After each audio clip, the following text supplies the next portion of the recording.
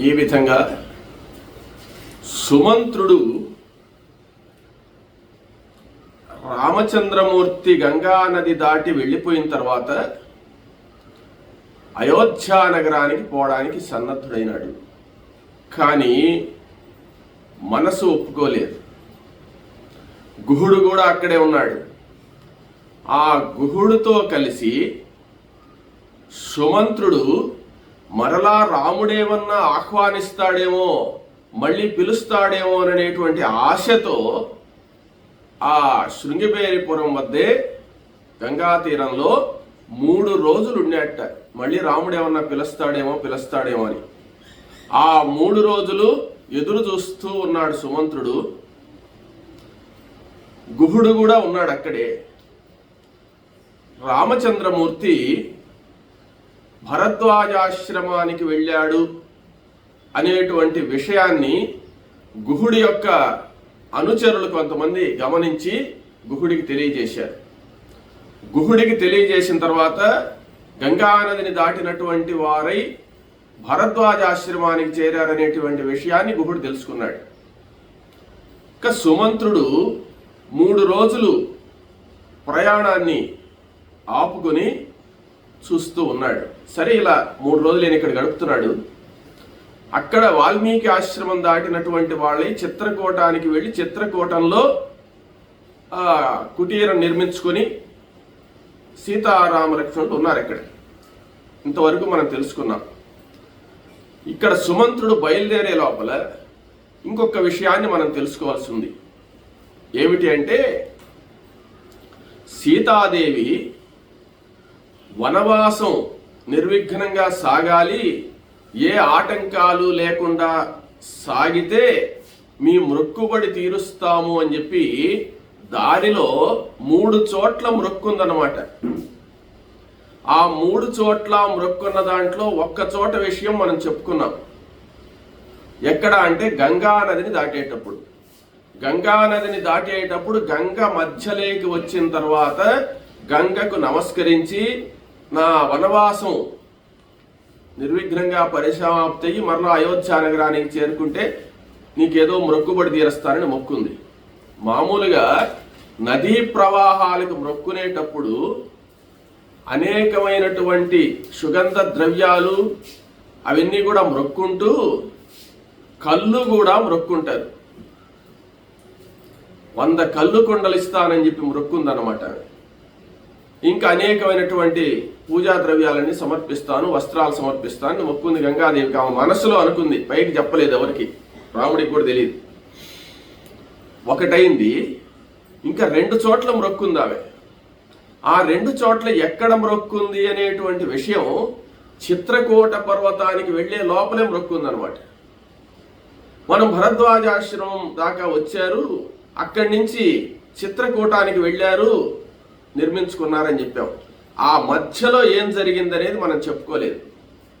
ఆ మధ్యలో విషయాన్ని చిత్రకూటం చేరిన తర్వాత చెప్పుకుందాంలే. నేను కూడా గమనున్నాను. ఇప్పుడు ప్రశాంతంగా ఉన్నాం కాబట్టి ఆ భరద్వాజాశ్రమం నుంచి చిత్రకూటానికి వెళ్లే లోపల అంటే భరద్వాజాశ్రమం నుంచి చిత్రకూటానికి వెళ్ళి ఆశ్రమం నిర్మించుకున్నారని చెప్పేశాం. ఆ మధ్యలో ప్రయాణం ఉంది కదా, ఆ ప్రయాణంలో ఏం జరిగిందంటే భరద్వాజ మహర్షిని చిత్రకూట పర్వతానికి దారి అడిగారు వాళ్ళు. దారి అడిగిన తర్వాత ఆయన మార్గాన్ని చెప్పాడు. ఇలా వెళ్ళాలి, ఈ మార్గంలో అయితే సులువుగా వెళ్ళొచ్చు, నేను కూడా చాలా సార్లు చిత్రకూటానికి పోయొచ్చున్నాను. అంటే చిత్రకూటంలో చాలా మంది ఋషులు ఉన్నారన్నమాట, వసతిగా ఉండే ప్రాంతం అది అని చెప్పాడు. ఆ మార్గాన్ని చెప్పాడు ఆయన. ఆ మార్గాన్ని వీళ్ళు గ్రహించి బయలుదేరుతున్నారు. బయలుదేరి వస్తున్నారు కాబట్టి ఎటు ఆ మార్గాన్ని వస్తున్నారు కాబట్టి చెప్పుకుందాము. భరద్వాజ మహర్షి దగ్గర రాత్రి ఉన్నారు. ఉదయాన్నే లేచి బయలుదేరిన తర్వాత కొంత దూరం భరద్వాజుడు కూడా వచ్చి వాళ్లకు వీడ్కోలు పలికి వచ్చేశాడు. వచ్చిన తర్వాత అక్కడి నుంచి భరద్వాజ మహర్షి చెప్పిన మార్గం గుండా వెళుతున్నారు. ఏందయ్యా ఆ మార్గం అంటే, సరయూ నది వద్దకు వచ్చి అక్కడ సరయూ నది పడమర వైపుగా ప్రవహిస్తుంది. ఆ పడమర వైపుగా ప్రవహించేటప్పుడు ఆ యొక్క సరయూ నది తీరం వెంబడే కొంత దూరం వెళ్ళి అక్కడ ఆయన చెప్పిన మార్గాన్ని బట్టి వస్తున్నారు వీళ్ళు. తెప్పతో దాటాల్సి వచ్చింది.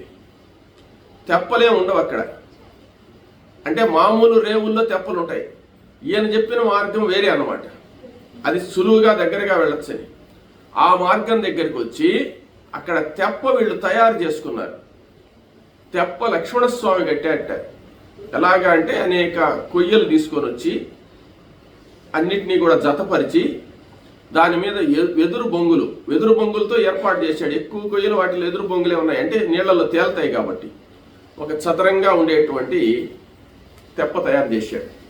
చేసి దాని మీద కసువు గడ్డి అది తీసుకొచ్చి కొంచెం మెత్తగా ఉండేదానికి వేసి దాని మీద మరల నేరేడు కొమ్మలు, లేత నేరేడు కొమ్మలు, నీటి ప్రబ్బలి కొమ్మలు కూడా కొట్టుకొని వచ్చి, నేరేడు కొమ్మలు కొట్టుకొని వచ్చి, అవి చాలా మెత్తగా ఉంటాయి ఆకులు, లేత ఆకులు కాబట్టి ఈ నీటి ప్రబ్బలి వృక్షం యొక్క ఆకులు కూడా నేరేడు ఆకులు మాదిరే ఉంటాయి మామూలుగా. ఆ రెండు కలిసి అక్కడ చాలా ఉన్నాయి చెట్లు. ఆ లేత కొమ్మలను నరుకు వచ్చినటువంటి వాడై ఈ తెప్ప మీదంతా పరిచాడు. సీతాదేవి కూర్చునేదానికి ఆమె ఆ సుఖాసనం ఏర్పాటు చేసిన తర్వాత ఆ తెప్ప మీద ఎక్కారు. ఆమెకు సంబంధించిన వస్త్రాలు, వాళ్ళు తీసుకోపోయినటువంటి సామాన్లు, అవసరమైనవన్నీ కూడా దాని మీద పెట్టుకున్నారు తెప్ప మీద. వీళ్ళు రామలక్ష్మణులు కూడా చల్లగా కొంచెం దూరం పోయి ఆ తెప్ప మీద ఎక్కారు. ఎక్కినటువంటి వాళ్ళై చల్లగా ఆ యమునా నదిని దాటారు.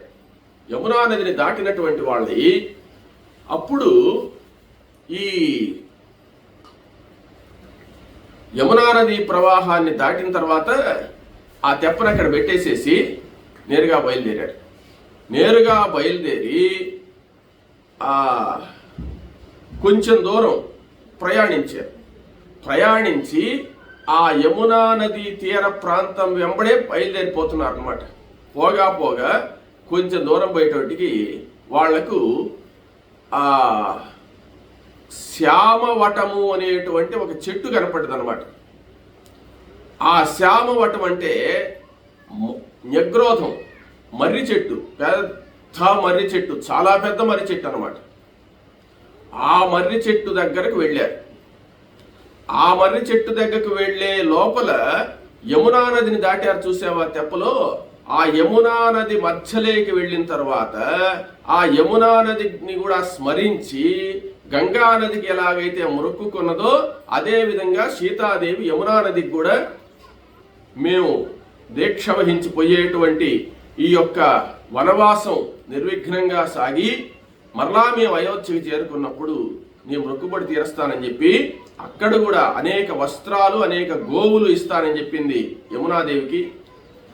100 కళ్ళు కొండలు కూడా సమర్పిస్తానని చెప్పి మొక్కుంది.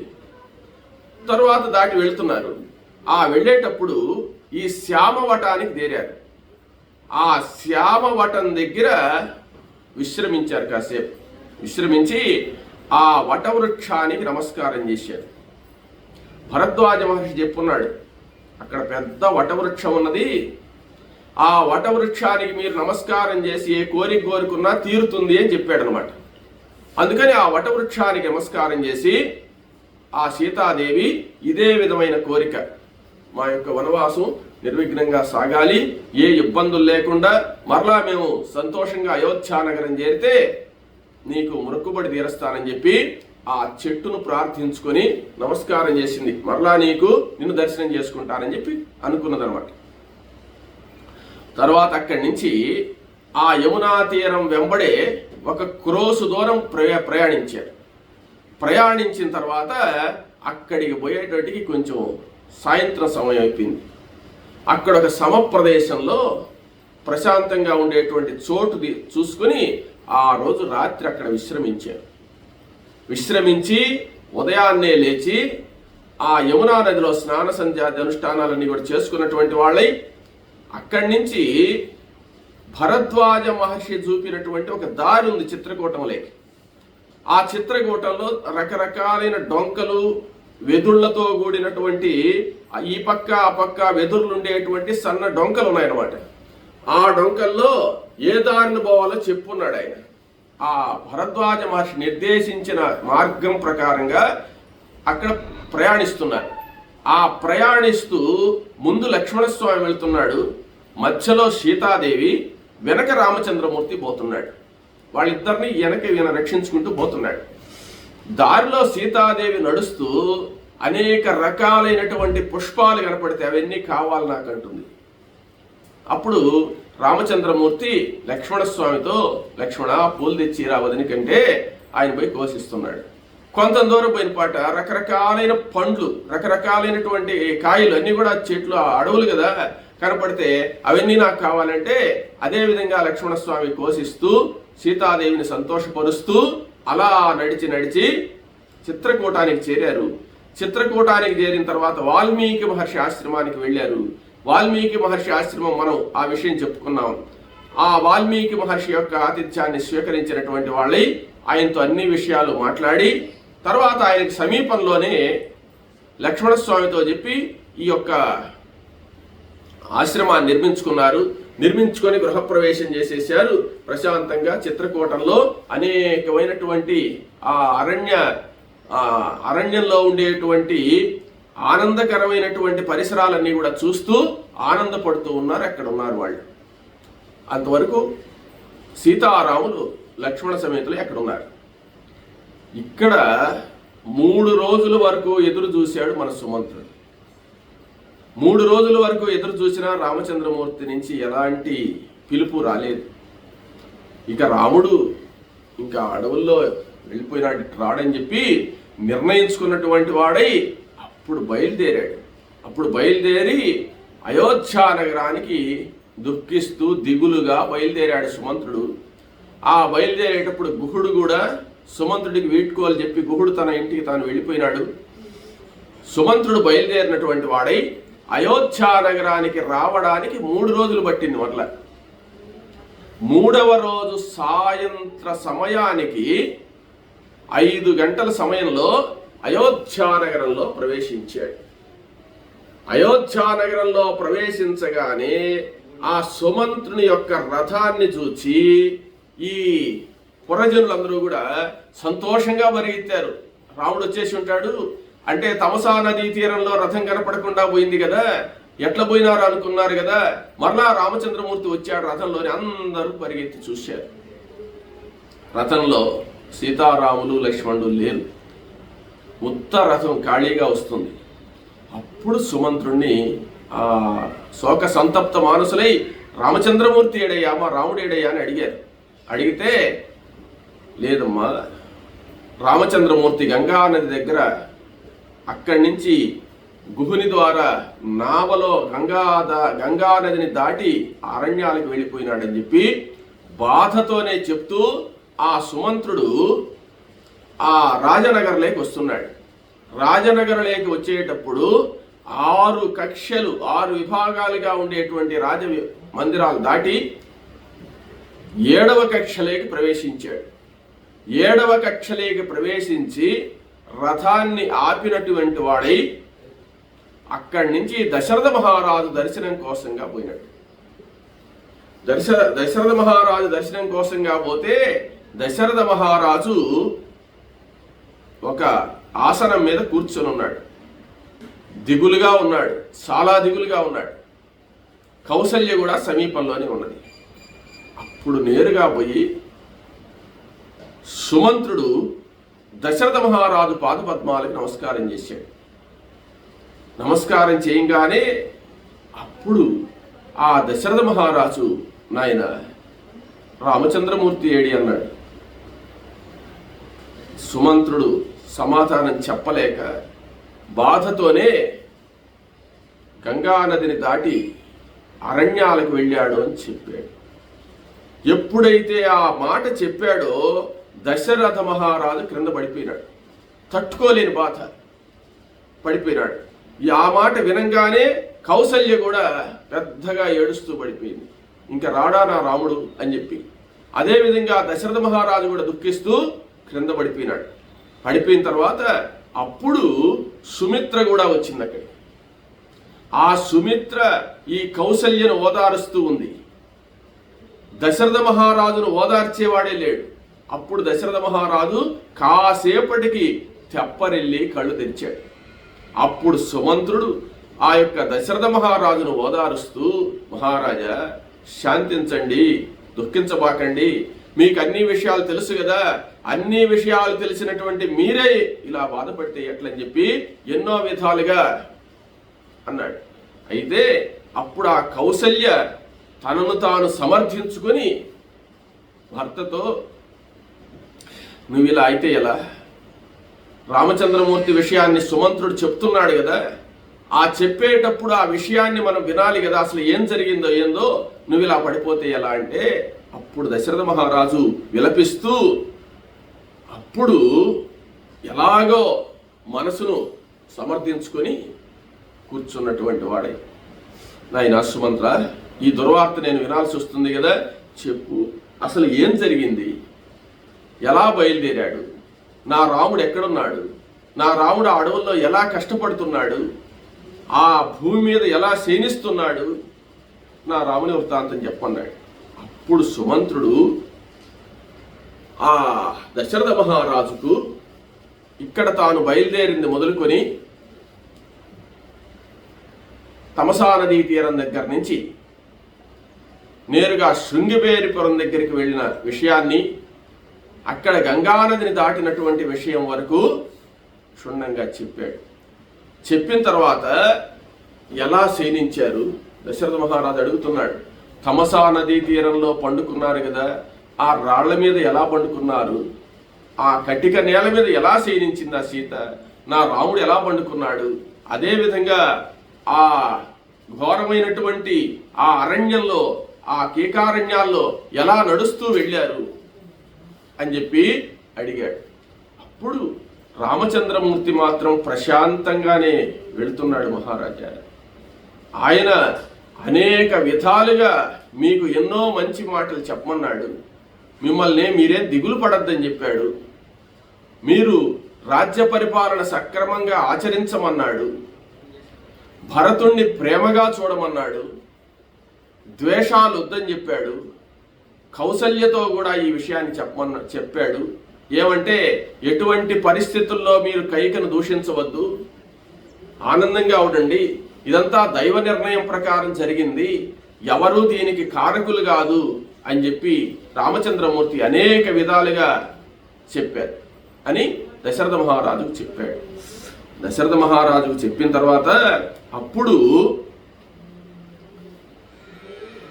కౌసల్య విలిపిస్తుంది. కౌసల్య రామచంద్రమూర్తి యొక్క మాటలు చెప్తుంటే దుఃఖాన్ని తట్టుకోలేక పెద్దగా ఏడుస్తూ రామా రామా రామా అంటూ పడిపోతుంది అన్నమాట. అప్పుడు దశరథ మహారాజును నిందిస్తుంది కౌసల్య. ఏమంటే, చూసావా, అరణ్యానికి పోయినా కానీ నా బిడ్డ మంచే చెప్తున్నాడు కదా, అటువంటి బిడ్డను అరణ్యానికి పంపించడానికి నీ మనసు ఎట్లా ఒప్పింది, ఆ కైకేయికి దాసుడు అయిపోయినావు నువ్వు, ఆ కైకేయికి దాసుడు అయిపోయి కామ మోహితుడు అయిపోయి ఇలా రాముణ్ణి దూరం చేశావు, నా బిడ్డను నాకు దూరం చేశావు కదా అని ఆ దుఃఖంలో ఆమె దశరథ మహారాజును నిందించిందనమాట. దశరథ మహారాజుని ఎప్పుడైతే నిందించిందో దశరథ మహారాజు చాలా బాధపడుతూ కౌసల్యతో చెప్తున్నాడు, కౌసల్య, నన్ను క్షమించు, నాదే తప్పు, నీకు చేతులెత్తి నమస్కారం చేస్తాను, నీ బిడ్డకు అన్యాయం చేశానని చెప్పి చేతులెత్తి కౌసల్యకి ఎప్పుడైతే నమస్కారం చేశాడో కౌసల్య మనసు విలవిలబోయి నేరుగా దశరథ మహారాజు పాదాల మీద పడ్డటువంటిది. దశరథ మహారాజా, ఎంత పాపం చేశాను నేను, ఎంత పాపం చేశాను, నీవు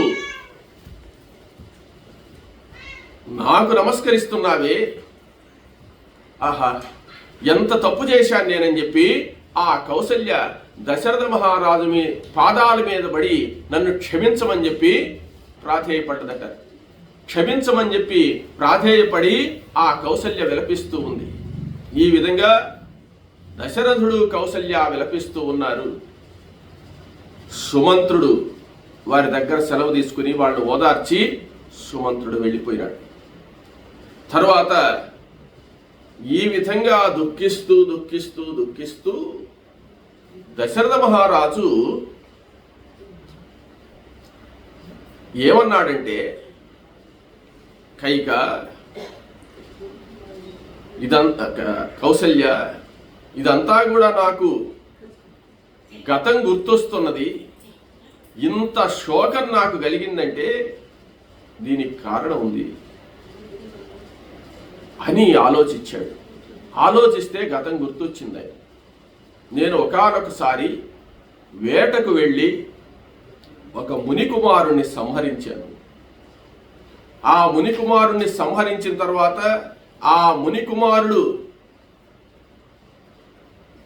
మునికుమారుని యొక్క తల్లిదండ్రులు నాకు శాపం పెట్టారు. పుత్రశోకంతో నువ్వు మరణిస్తావు అని చెప్పి శాపం పెట్టారు. ఆ శాపం నాకు ఈరోజు గుర్తొస్తున్నది. ఆ శాప కారణంగానే నేను మరణించేటట్టున్నాను. కౌసల్య, నీకు అన్యాయం జరిగింది, నీకు అన్యాయం చేశాను. రామచంద్రమూర్తిని పోగొట్టుకొని నేను బ్రతకలేను, ఇంకా నా జీవితం పూర్తి కాబోతున్నది అని చెప్పి పెద్దగా విలపిస్తున్నాడు దశరథ మహారాజు. ఆ రాణులందరూ కూడా దుఃఖిస్తున్నారు. సుమిత్ర కూడా వాళ్ళని ఓదారుస్తున్నదే కానీ సుమిత్ర కూడా వాళ్ళని ఓదార్చలేకుండాది. ఇలా ఆ రాత్రంతా దుఃఖిస్తూనే ఉన్నాడు. ఎట్లెట్లో కౌసల్య చెప్పినా ఏం చెప్పినా దశరథ మహారాజు మాత్రం రామ వియోగాన్ని తట్టుకోలేకుండాన్నాడు.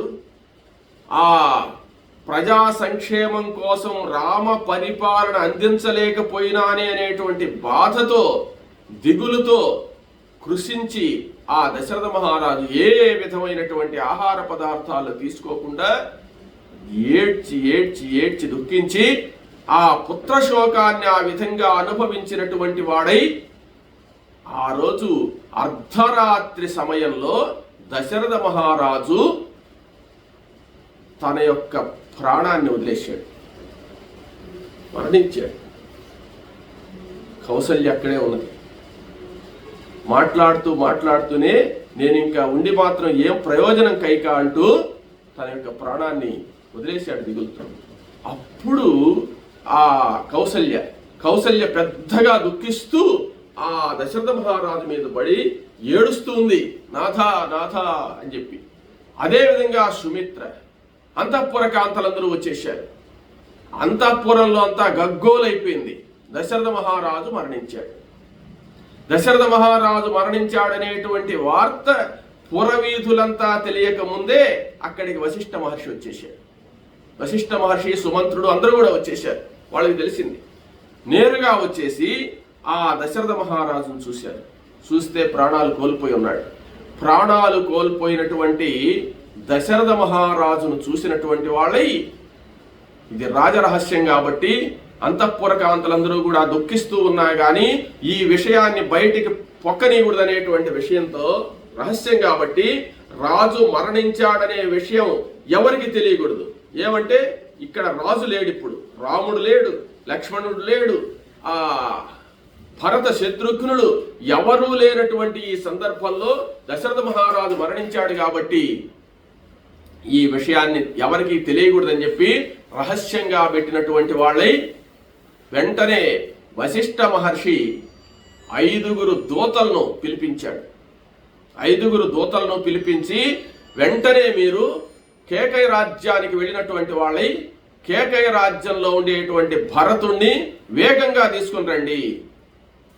వశిష్ఠ మహర్షి ఆదేశం పిలిపించాడు అని చెప్పి అక్కడ ఏ విషయం చెప్పకుండా దశరథ మహారాజు మరణించాడనేటువంటి విషయాన్ని కానీ దేన్ని ఎవరికి తెలియనీయకుండా మీరు ముందు భరతుడిని తీసుకురావాలి అని చెప్పి 5 దూతలను ఆజ్ఞాపించాడు వశిష్ఠ మహర్షి.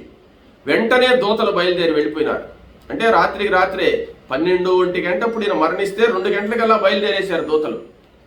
నేరుగా ఆ కేకయ రాజ్యానికి శర వేగంతో బయలుదేరి వెళ్ళిపోతున్నారు అన్నమాట. ఇక్కడ దశరథ మహారాజు యొక్క దేహాన్ని కొంతమంది పరివారంతో ఏర్పాట్లు చేసి తైల ద్రోణిలో పెట్టేశారు. తైలద్రోణిలోండి ఇంకా భరతుడు వచ్చిన దాకా ఈ భౌతిక కాయాన్ని జాగ్రత్త చేయాలి కాబట్టి తైలద్రోణి, ఇప్పుడు మన వాళ్ళు బాక్సుల్లో పెడుతున్నారు, అప్పుడు నూనెలో పెట్టేసేవాళ్ళు అనమాట. నూనె యొక్క పాత్రలో ఈ యొక్క తైలద్రోణిలో పెట్టేసేసారు, శవాన్ని భద్రపరిచారు. ఈ కౌసల్య సుమిత్ర వీళ్ళను ఓదారుస్తున్నారు. అందరూ ఇంకా కైకకు అందరికీ ఈ విషయం తెలిసిపోయింది. అంతఃపురంలో వరకే తెలిసి రహస్యం, బయటకు పక్కనే లేదు, బయటకు పురజనులకి ఎవరికీ తెలియదు అనమాట. తర్వాత హుటాహుటిగా ఈ యొక్క దూతలు కేకయ నగరానికి పోయినారు. కేకయ నగరానికి పోతే అక్కడ భరతుడి పరిస్థితి ఎలా ఉన్నది అని అంటే, ఎప్పుడైతే ఇక్కడ ఈ అయోధ్య నగరంలో ఈ యొక్క గందరగోళాలు సృష్టి అయినాయో అప్పుడే భరతుడికి కొన్ని అపశకునాలు కనపడ్డాయి. ఆ రోజు భరతుడికి కొన్ని దుస్వప్నాలు వచ్చాయి. దుస్వప్నాలు వస్తే ఆయన తట్టుకోలేక ఆ దుస్వప్నాలను చాలా బాధగా ఉన్నాడు.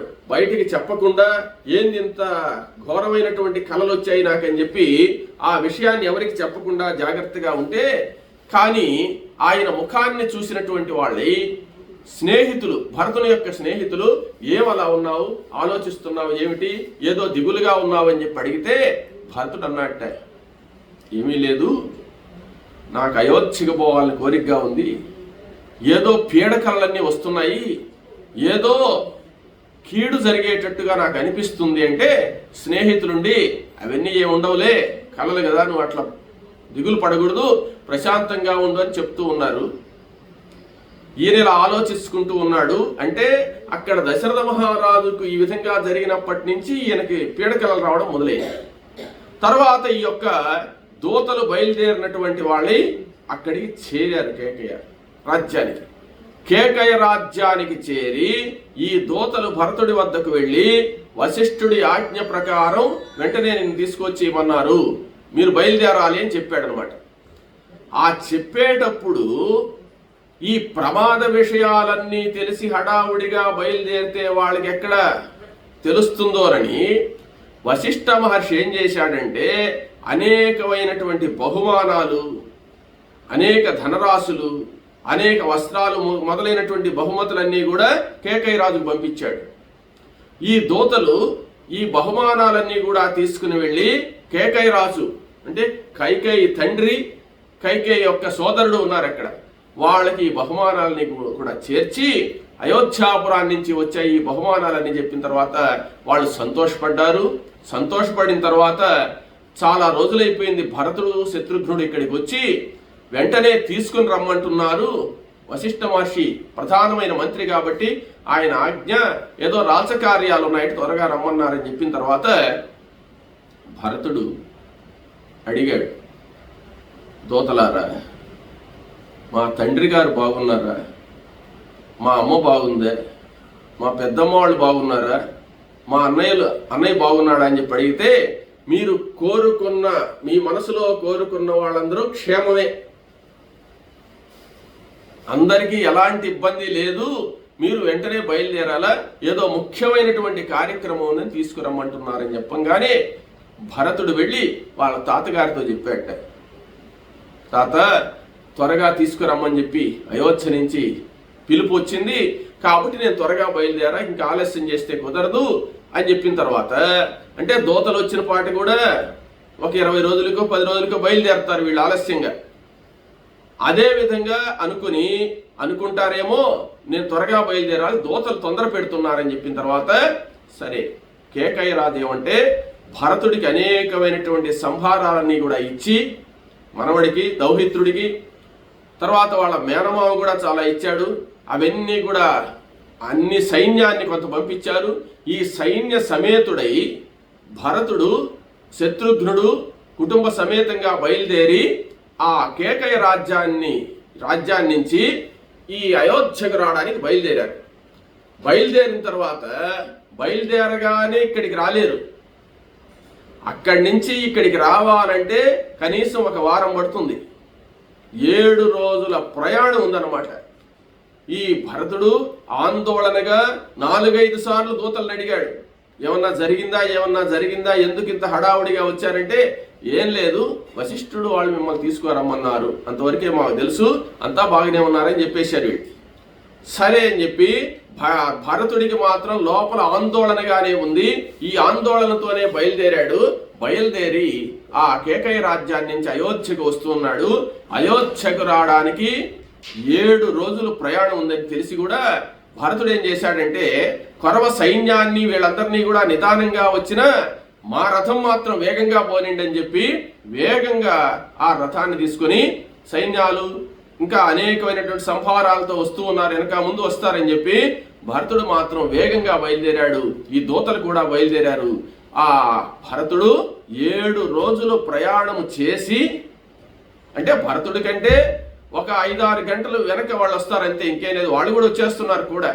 ఈయన ఆతృతతో ఏం జరిగిందా అని చెప్పి తొందరతో నేరుగా 7 రోజులకు అయోధ్య నగరాన్ని చేరాడు. అయోధ్య నగరంలో అడుగు పెట్టగానే చూస్తే కళా విహీనంగా ఉంది అయోధ్య. మామూలుగా కళకళలాడుతుండేటువంటి అయోధ్య కళా విహీనంగా ఉంటే చూసి ఏదో ఆలోచనగా ఉంది భరతుడికి. ఏం జరిగింది ఇక్కడ, ఏమిటి అని చెప్పి ఆలోచిస్తూ అయోధ్య నగరంలోకి ప్రవేశిస్తూ ఉన్నట్ట భరతుడు.